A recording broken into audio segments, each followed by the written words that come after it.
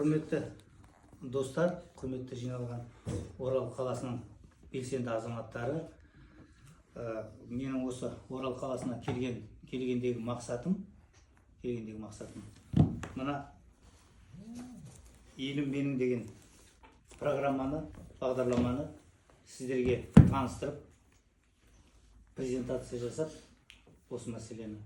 Сосын сіздерге осындай бір үлкен ой тастап кетейін деген оймен сол Алматы қаласынан келіп отырмын. Біз ашық айтуымыз керек. Біз Назарбаевтың да жағында емеспіз, Тоқаевтың да жағында емеспіз, Әблязовтың да жағында емеспіз.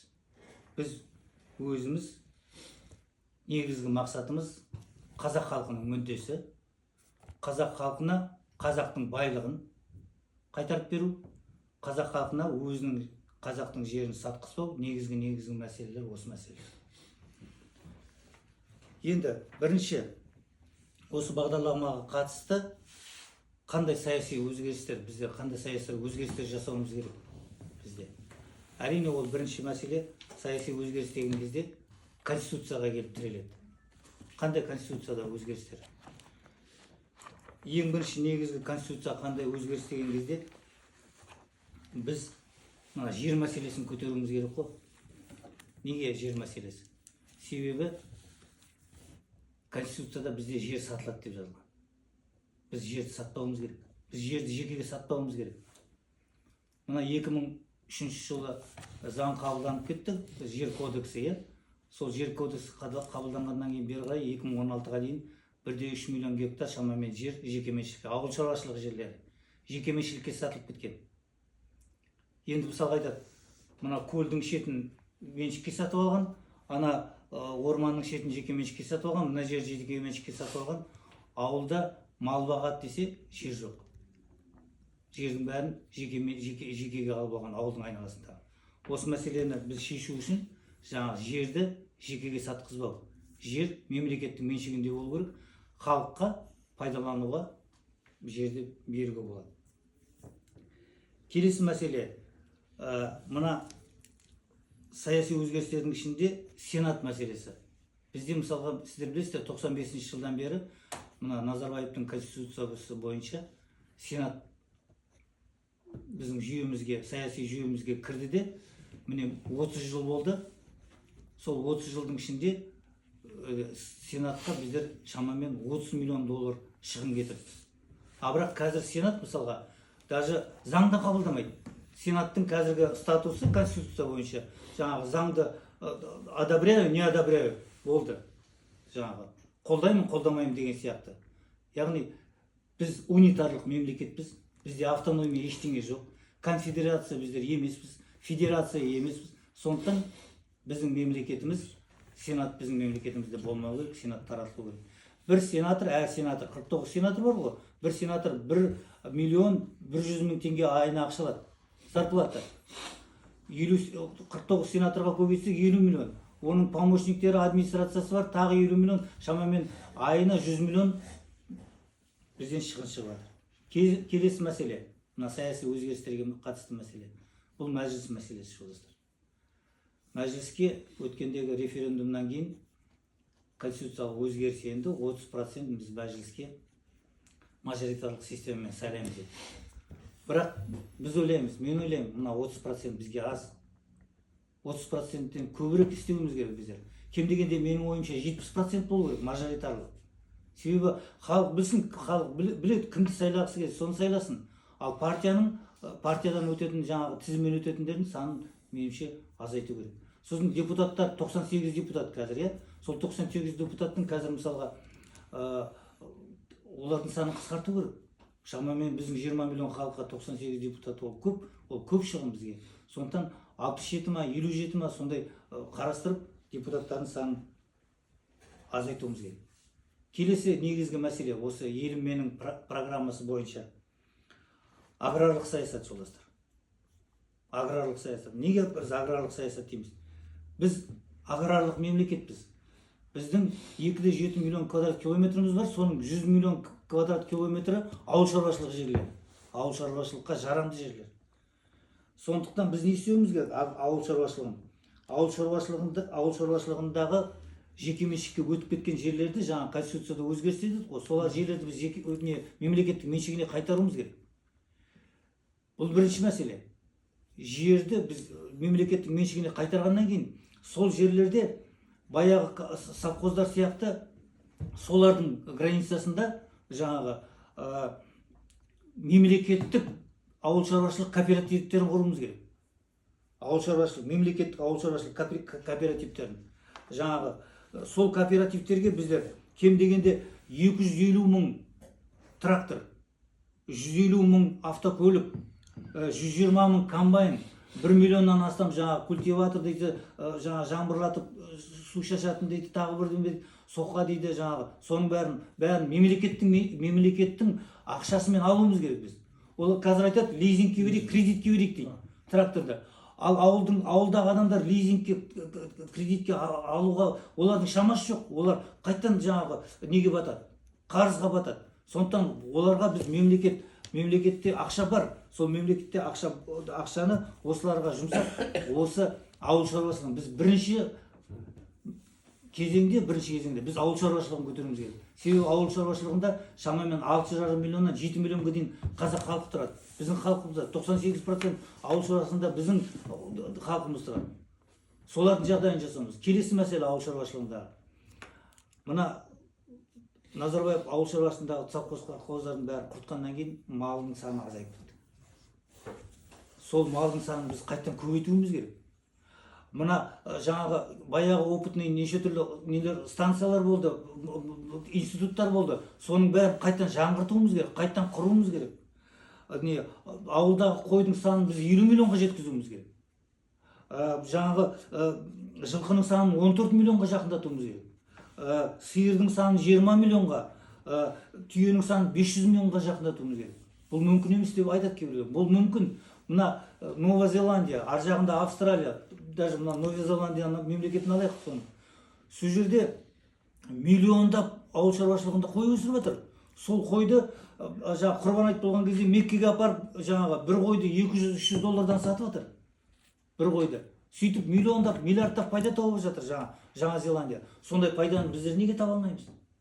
Біздің қолымыздан ол келмей ма? Келеді. Бірақ бұны неге істемей отырмыз біздер? Себебі аграрлық саясат біздер дұрыс жүріп жатқан жоқ. Бізде айтады, субсидия береміз дейді. Ауылға субсидия беріп жатырмыз дейді. Бірақ ол субсидияның көп жағдайда ол субсидия дұрыс пайдаланып жатыр ма? Ол субсидия жаңа коррупцияға апарып жатқан жоқ па? Ол субсидия коррупцияға апарып жатыр ғой көп жағдайда. Мысалға айтады, міне 100 қойым бар дейді, сол 100 қойды ана жерде көрсетеді, сол 100 қойды апарып тағы біреуге апарып көрсетеді. Мысалы, или айтады, мына 1 гектар жерге пияз ектім дейді, сосын субсидияны алып алады да, ол пиязды жинамауы да мүмкін мысалы. Қаншама астығымыз далада қалып қойып жатыр. Неге? Кеше Ақтөбе облысында жігіттер айтып жатыр, жүнді қырқамыз дейді, соны жердің астында көміп ұстап жатырмыз дейді, жүнді тонналап. Жаңағы малдың терісін аламыз дейді, жаңағы сойған кезде оны да лақтырып тастап жатырмыз дейді, себебі қабылдайтын жер жоқ дейді. Сондықтан ауыл шаруашылықта не істеуіміз керек, жолдастар? Мына программада мына ауыл шаруашылық нені жаңағы саясатты программаны 2 бетке жазылып тұр. Ауылда біз деген жаңағы ФОШ дейді, фабрика по обработке шерсти дейді. Сондайларды салуымыз керек. Ауылда сүт заводтарын салуымыз керек. Біздер аудан орталықтарында, райондарда сүт заводтарын салу керек. Терилейтін заводтар салу керек. Жүн қабылдайтын заводтар салуымыз керек. Көрдіңіз бе? Мемлекет жауап беру керек осыған. Мемлекет осыған ақша бөлу керек. Сосын астықты далада қалып жатыр астық. Оны айтады, элеватор алмайды, элеваторда орын жоқ дейді. Біз элеваторлардың бәрін жеке меншікке сатып жібердік, жолдастар. Сол элеваторлардың мемлекеттік меншігіне қайтару керек. Сосын қайттан тағы да жаңадан технология бойынша жаңадан элеваторлар салып, сол элеватордың қасына жаңағы ұн жасайтын жаңағы мукомольный комбинаттар салуымыз керек. Біз тек қана астықты экспорттамауымыз керек. Астықты дайын, тек қана бидайды экспорттамауымыз керек. Дайын жаңағы астық экспорттауымыз керек. С добавленной стоимостью дейді, мысалы. Вот мәселе қайда жатыр, жолдастар. Сондықтан ауылдық жерде тағы бір мәселе. Ауылдық жерде сіздер қазір білесіздер, жолдастар, жұмыссыздық ауылда. Ауылда жұмыс жоқ ауылда. Бәрі қазір қалаға кетіп жатыр. А бірақ жастарды қалада кім күтіп отыр? Қалада жастарды ешкім күтіп отқан жоқ. Пәтер жоқ жаста ауылда, қалада. Жұмысы жоқ ауылда, қалада жастардың. Сондықтан біз қайта керісінше жастарды ауылға тартуымыз керек. Осы завод, фабрикаларды ауылдағы қойшы болса, қойшыға 500 мың, 700 мың ақшасын қойшыға беру керек. Мемлекеттің қойын бақсын. 500 мың, 700 мың ақша төле оларға. Сонда олар жұмыс істейді, мемлекетке жұмыс істейді. Көрдіңіздер, мәселе қайда жатыр, жолдастар? Сондықтан, егер біз солай мемлекет кіріссе аграрлық саясатқа, мемлекет кірісіп, осылай мемлекет осылардың бәрін қолына алатын болса, біз аграрлық промышленность дейді, аграрный промышленность дейді. Сол өнеркәсіпті көтереміз біздер. Сүтті біздер қазір Белоруссиядан сатып алып жатырмыз. Етті Бразилиядан, Аргентинадан сатып алып жатырмыз. Бұл не масқара, жолдастар? Кеше картошка жетпей қалды дейді. Бізде Алматыда картошканы Қытайдың картошкасын әкеліп сатып жатыр. Бұл не масқара? Пакистаннан картошка, Ираннан картошка әкеліп сатып жатыр. 100 миллион гектар жеріміз бар. Сонда бұл не саясат сонда? Сондықтан дұрыс саясат қазір жүріп жатқан жоқ ауыл шаруашылығы туралы. Егер біз билікке келетін болсақ, біз осындай саясат жүргіземіз. Осы саясатты біз айтып отырмыз. Келесі саясат мәселе, жолдастар. Индустриалдық саясат, индустриальная политика. Аграрлық саясатты өркендету үшін бізге индустриялық саясат керек. Мысалға қазір қараңыздар да, біздерде айтады, бензин жетпейді дейді. Газ жетпейді, автогаз жетпейді дейді. Сұйытылған газ жетпейді дейді. А неге бензин жетпейді? Үш-ақ нефтеперерабатывающий завод, үш-ақ завод. Атырауда, Павлодарда, сосын Шымкентте. Одан басқа завод салынбапты бізде 30 жылда. Атырауда Шымкент заводты Қытайға сатып жіберді. Жеке меншігіне. Тағы бір заводтарды Ресейге тағы сатамыз, анау деген әңгімелер шығып жатыр. Сондықтан мына индустриялық саясатта, жолдастар, біз кем дегенде 3 тағы да завод салуымыз керек. Нефтеперерабатывающий завод. Мына Сингапур деген мемлекет бар. Бір тамшы Сингапурда не шықпайды, мұнай шықпайды. А бірақ Сингапур жан-жағындағы мемлекеттерге қаншама жаңағы бензин таратып отыр. Бензин сатып байып отыр мысалы. Вот мәселе қайда жатыр? Мына индустриялық саясатта тағы бір мәселе, мен сіздерге ашық айтқым келеді, жолдастар. Өткенде сіздер білесіздер, ана Кармет комбинатта қайғылы жағдайлар болғаннан кейін, ана Индусмитталдан алып алды да национализация жасаймыз деді. Индусмитталдан қайтарды да Лаврентьевке сатып жіберді. Лаврентьев деген оның жаңағы национализация Қазақстан, ондай инвестор, ондай 15-20 миллиард доллар ақшасы жоқ оның. Жаңағы Кармет комбинатқа қоятын. А не істеу керек еді ол Кармет комбинатты? Ол Кармет комбинатты мемлекеттің меншігіне қайтару керек еді. Национализация, Кармет комбинат жасау керек еді бізге. Көрдіңіздер ме? Жылдық пайдасы Кармет комбинаттың 200 миллиард теңге. Қазір ол жеке адамның қалтасына түсіп жатыр. Вот мәселе қайда жатыр? Көрдіңіздер ме?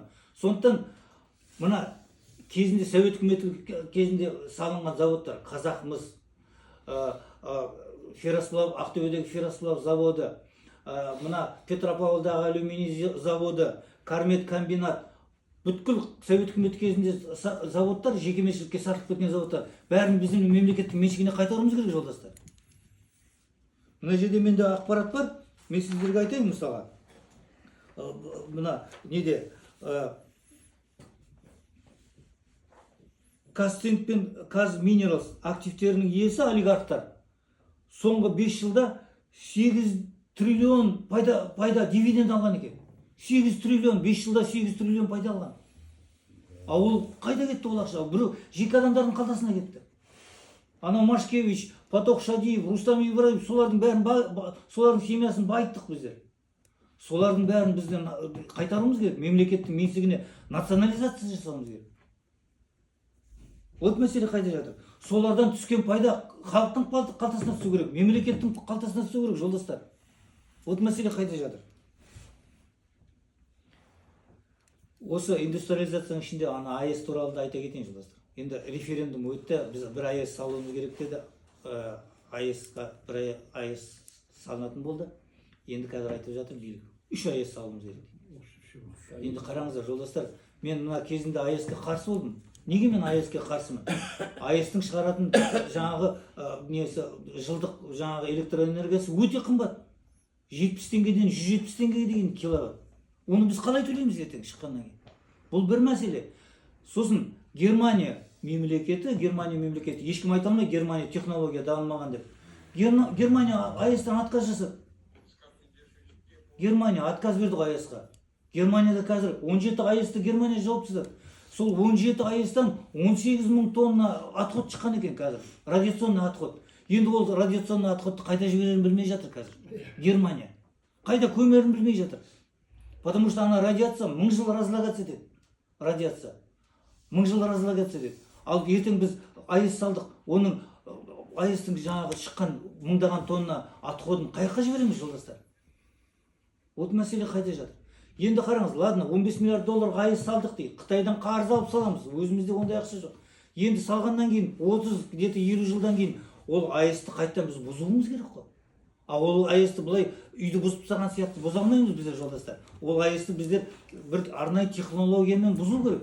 Утилизация жасау керек. АЭС-тің айналасын бәрін утилизация жасап, жаңағы бір жерге апарып көмуіміз керек, утилизировать етіп. Оған 30 миллиард доллар ақша керек. Ол ақшаны қайдан аламыз сосын біз? Вот мәселе, АЭС туралы мәселе қайда жатыр, жолдастар? Келесі мәселе, жаңағы аграрлық саясат деп жатырмыз, индустриялық саясат деп жатырмыз. Неге біз завод, фабрикалар саламыз дейді? Мына газ, нефтехимия дейді, газ химия дейді де, соның мына мұнайдың өзінен 300 продукт жасауға болады екен. Мұнайдың өзінен. Мен жаңа бензин мен солярканы айтпағанда 300 продукт жасауға болады. Газдан қаншама продукт жасауға болады. Нефтехимический, газохимический заводтарды Қазақстанда салуымыз керек біз. Өзбекстаннан кембіз бе? Өзбекстан салып жатыр, қаншама завод салып жатыр. Біз соларда завод, ірі заводтар салуымыз керек. Ірі заводтар салсақ, сол жерге біз адамдар жұмысқа орналатамыз. Кем дегенде ауылдық жерде 4 миллионға дейін жұмыс орнын ашамыз. Қалада да бірнеше миллион адамды жұмысқа орналастырамыз. Егер ірі заводтар, крупный заводтар, если мы построим. Вот мәселе қайда жатыр, жолдастар? Келесі мәселе, мына бағдарламадағы, елім менің бағдарламасы бойынша келесі мәселе, мына ұрланған активтерді қайтару. Енді біреулер айтады, өткендегі депутаттар айтады, 120 миллиард доллар алып кетті дейді Қазақстаннан ұрлап. Біреулер айтады, 800 миллиард доллар алып кеткен екен дейді Қазақстаннан. Ворованные активы. Біреулер айтады, 500 миллиард дейді. Енді кем дегенде мен ойлаймын, сол 400-500 миллиард Қазақстаннан ұрлаған. А қайтару процесі заңды қабылдадық, бірақ қайтару процесі ашық жүру керек қой бізге. Бізге ешкім айтып отқан жоқ, кімнен қанша? 4 миллиард доллар қайтқан екен. А қалған миллиардтарды қалай қашан қайтарамыз біздер? Сондықтан мына ұрланған активтерге қатысты мәселені біз ашық қоямыз. Біз ашық айтамыз. Алып кеттің бе? Мемлекетке қайтарып бер. Болды. Басқа разговор жоқ. Қайтарып бер мемлекетке. Өз еркіңмен. Осындай мәселе қою керек оларға. Оларды жасырып бүйтіп керек емес. Ашық айту керек. Осы жерге мемлекеттен алдың ба кезінде, пайдаландың ба? Жарайды, пайдаландың. Бірақ қазір мемлекеттің өзіне қайтарып бер. Ары қарай пайдасын мемлекетке түссін. Вот мәселелер қайда жатыр. Енді келесі ең негізгі мәселе бізде мына әлеуметтік саясат. Бұл әлеуметтік саясатты мен енді бәрін түгел айтпай ақ қояйын сіздерге. Ең негізгісін айтайын. Әлеуметтік саясатқа қатысты. Мына біздерде көпбалалы әйелдер дейміз де, шамамен 300 мыңдай адам, әр семьяны есептегенде, в общем, жалпы қосқанда 300 мыңдай көпбалалы ананы біздер жан-жақтан жаңағы мемлекет көмектесу керек. Оларға үйді біздер тегін беруіміз керек. Оларға үйді кредитке бермеу керек. Ауылда жаңағы жас семьяларға үйді біз қалада тегін беруіміз керек. Біз қазір не істеп жатырмыз? Қазір біздер үйді, квартираны саламыз, жаңағы жекеменшік компаниялар салып жатыр. Олар күннен күнге қымбаттатып жатыр жаңағы. Нені? 21%-ке қымбаттап кеткен екен жаңағы үйдің бағасы. Кредит алу мүмкін емес. Кредит өте қымбат кредит. 18-21%-ке дейін кредиттің несі жаңағы. Ипотекалық кредит. Сондықтан жаңа көп семьялық адамдарды мен қысқаша тоқталайын, мына жерде бәрі жазылған ол туралы. Олардың бәрін түгел жаңағы осылай балдарын садикпен біз бесплатно ақысыз садик нетуімізге болады. Оларға жаңағы жоғары оқу орны бәрі ақысыз болу керек, бәрі тегін болу керек балдарға. Мемлекет адам ресурсы дейді ғой. Бізге адам ресурсы керек, себебі біздің халқымыз 20 миллион. Адам ресурсы керек болғаннан кейін біз жаңағы оларға жан-жақтан қолдау жасауымыз керек. Осы әлеуметтік саясатпен мына демографиялық саясат, мына келесі демографическая политика дейді. Демография саясат бұл мына программаның негізінде алдында тұру керек. Бұл негізгі мәселе. Неге негізгі мәселе? Біздің 2,7 миллион квадрат километр жеріміз бар, жолдастар. 1 квадрат километрде біздер 6 адам екенбіз. Мына өзбектер 1 квадрат километрде 88 адам отыр. Қытайлар 1 квадрат километрде 400-ден астам адам отыр. Ана япондар 1 квадрат километрде 300-ден 333 адам отыр. А бізде 1 квадрат километрде 6 адам. Бізде адам өте аз, жолдастар. Сондықтан мен ойлаймын, мына демографиялық саясат деген ең негізгі саясат. Демографиялық саясат. Біз қазақтың мемлекетін қазақ қорғамаса, басқа кім қорғайды? Біз өзіміз қорғамасақ. Сондықтан біз жаңағы қалайда санымызды көбейтуіміз керек. Жас семьяларға жаңағы әлеуметтік саясатқа қатысты жас семьяларға үйленген бойда тегін пәтер беруіміз керек. Ауылда үй беруіміз керек тегін. Жерің керек па, үйің керек па, міне бәрін тек семья құрып, халықтың саны өссе болды бізге. Мына өзбектеріміз қазір 40 миллионға жақындап қалды. А біздер 20 миллионға енді ғана жеттік. А мынандай осындай территорияны 20 миллионмен қорғап қалу мүмкін бе, жолдастар? Ол өте қиын. Мына жағымызда Ресей мен Украинаның арасында не жағдай болып жатқанын біліп отырсыздар. Мына жағымызда 1,5 миллиард Қытай отыр. Сондықтан мына демографиялық саясатты мына жерде мен почти бір бет қылып мына жерде жаздым. Бұның ішінде. Бұл ең негізгі мәселе, баланы туған бойда баланы мемлекет өзінің несіне алу керек, қамқорына алу керек баланы. Жаңағы баланы айтады, баланы садик, балабақша бәрі түгел тегін болу керек олар. Түгел. Балабақшада орын болу керек. Біз тіпті мектеппен қамтамасыз ете алмай отырмыз. Астананың өзінде мектеп жетпейді. 3 сменмен мектеп нетіп жатыр. Келесі мәселе демографиялық саясаттан кейін. Монетарлық саясат. Монетарная политика. Монетарлық саясат дегеніміз не, жолдастар? Бұл инфляция. Қазақстанда қазір 8,5 инфляция. Ресей соғысып жатқан Ресейде сондай инфляция. Қалай бізде, неге соншама инфляция? Неге біздің теңгеміз күннен күнге құнсызданып барады? Қазір 500 теңгеге жетті біздің ақшамыз. Неге? Себебі біз импортты көбейтіп жібердік.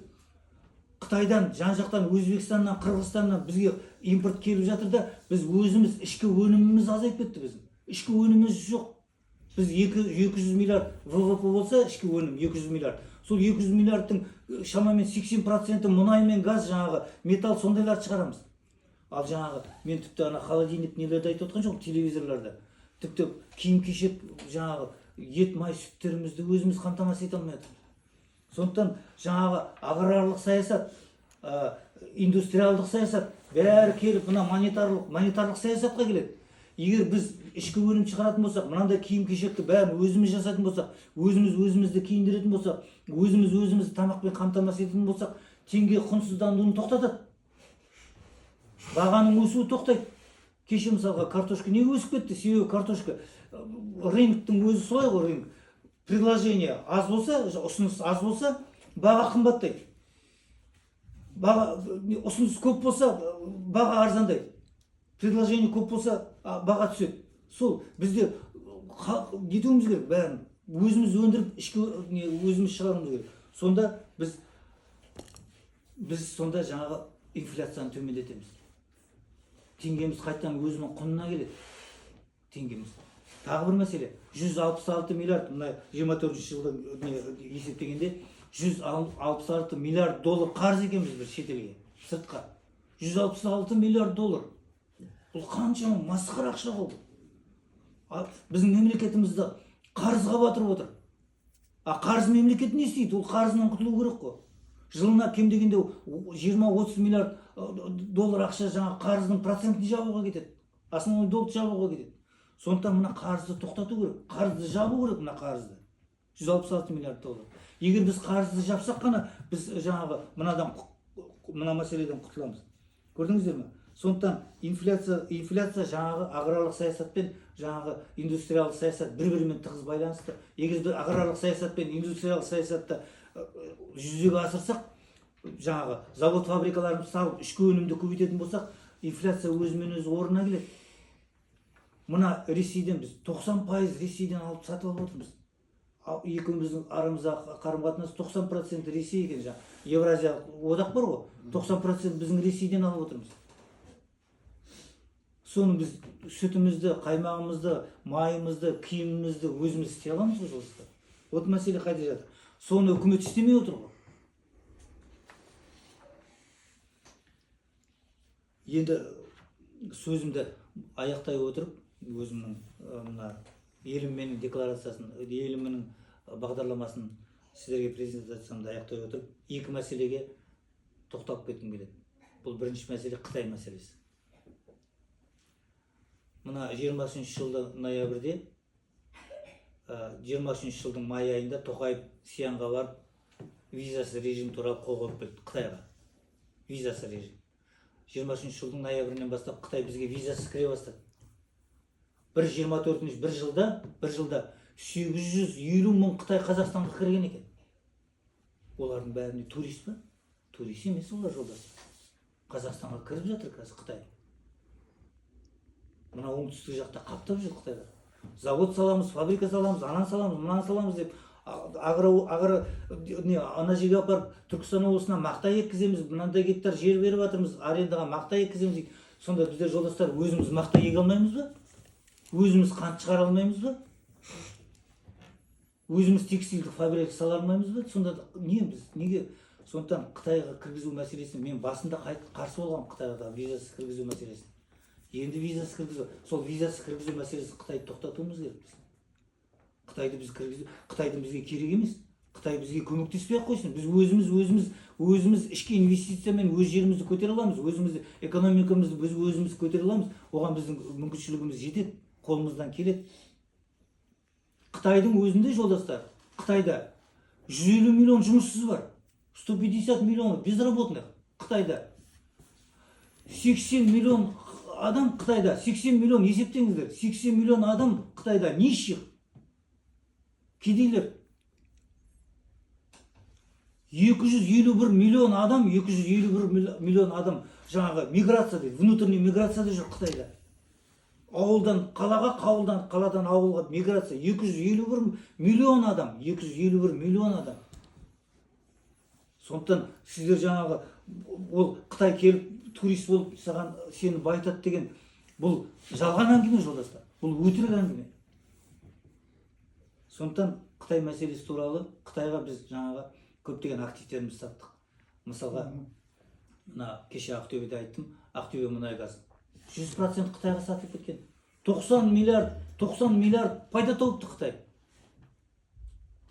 Ана Құмкөлді, Қызылордадағы Құмкөлді Қытайға сатып жүрген 100% қарызымды қайтарып бер дейді. Қарызымды онда сен бұлай қайтармасаң, ақшамен қайтарым келмесе, ондан активтермен қайтар дейді. Сен ананың акциясын маған бер дейді, мынаның акциясын маған бер дейді. Қаржанбас мұнайдың 50% солар алып отыр. Мына сіздердегі мына Қарашығанаққа да кіріп алды Қытай. 5% па, 5-8% ба соған кіріп алды. Мына сіздердегі Қарашығанақ, жаңа индустриализация дейміз ғой да, сіздердегі Қарашығанақ компаниясы да, біздің алатын қазіргі пайдамыз СРП бойынша, по СРП, совместный раздел продукции дейді. 2% екен қазір алатын пайдамыз. Сіздер ойлап қараңыздар, басқара ғой жолдастар. Біздің мемлекетіміз өзінің газынан 2% пайда тауып отыр. Кеше біздің үкіметіміз жаңағы мына МКОК-па қалай мына Қарашығанақта игеріп отқан, соларға 15 миллиардқа иск жіберді. 15 миллиардқа. Сіздер контрактын орындалмадыңыздар. Көрдіңіздер ме? Олар не істейді олар? СРП деген не? СРП деген жаңағы раздел продукции дейді. Мысалға 10 миллион жаңағы текше метр не шықса, мысалға газ шықса, сол 10 миллион газдың, текше метр газдың жаңағы несін расходын жабу үшін өздері жаңағы 80-90% алып алады да қалғанын бізге. Сондықтан сондайлардың мәселелерін бәрін жаңағы бізге қайтару мәселесі. И сөзімнің аяғында тағы бір мәселені айтайын. Мына Ресей мәселесі, жолдастар. Ресей мәселесі де күрделі мәселе. Әрине біз, мен қарсы емеспін. Біздер Ресеймен де, Қытаймен де бір-бірімізбен жаңағы не тұруымыз керек, тату-тәтіп тұруымыз керек. Бірақ енді бәрін жаппай бүйтіп оларға активтерді беру дұрыс емес менің ойымша. Оларға берілген активтерді біз жайлап қайтарып алуымыз керек өзімізге. Біз өзімізді өзіміз қорғамасақ, бізді ешкім қорғай алмайды. Сондықтан осылармен, Ресеймен, Қытаймен саясат жүргізген кезде оларға жаңағы неғұрлым берген сайын олар алғысы келеді, берген сайын. Солай емес пе? Сондықтан ол беру саясатын тоқтатып, біздер олармен жаңағыдай былайша айтқанда тең түрде жаңағы саясатымызды жүргізуіміз керек. Сондықтан құрметті Орал қаласының белсенділері, құрметті, сөзімнің аяғында сіздерге көп рахметімді айтқым келеді. Сіздерді шақырған осы Мақсат аға, сізге де көп рахмет. Осы мына біз еркіндік жолын таңдаймыз деп аталады, мына программа, елім менің программасы. Біз еркіндік жолын таңдаймыз деп аталады. Осы программаны оқып шығыңыздар, бәріңіздің жаңағы телефондарыңызға жіберем, WhatsApp-тарыңызға жіберем, оқып шығыңыздар, ары қарай таратыңыздар. Мен осы региондарды аралап жүргенім сол. Өткенде Қызылорда, оның алдында Шымкентте болдым, кеше содан кейін Қызылордада болдым, Ақтөбеде болдым, енді міне Орал қаласына келіп отырмын. Осыны ары қарай таратып, мүмкіндіктеріңіз болса, егер программа ұнап жатса, жан-жағын адамдарға көбірек таратып ұсынсаңыздар екен. Тыңдағандарыңызға рахмет. Мен сұрақтарыңызға жауап беруге дайынмын.